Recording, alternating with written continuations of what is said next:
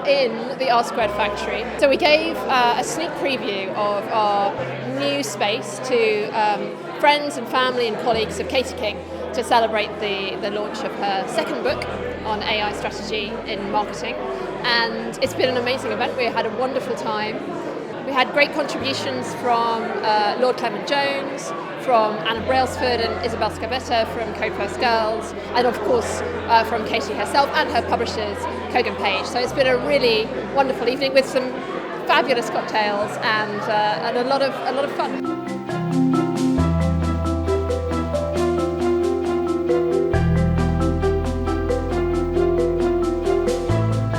So, 3 years on, it's amazing. I mean, 85,000 words is quite an undertaking.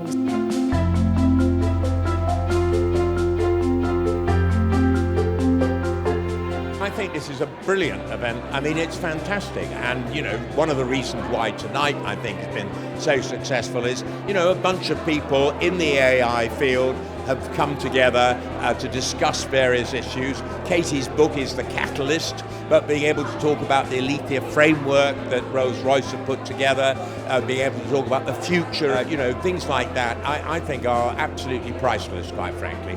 And that's what the book's about. So it's a collection of case studies from incredible brands, people like Rolls-Royce and many, many others, banks, retailers, all sorts of people. And it's telling people what AI is not. AI is not the big shiny robot coming and taking our jobs.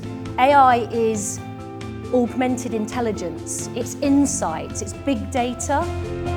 What we're talking about is a level of creativity and disruption in technology that only certain individuals have where they're going to disrupt the space. Once those individuals can influence boards and we can support them to do that, that's where the real magic happens.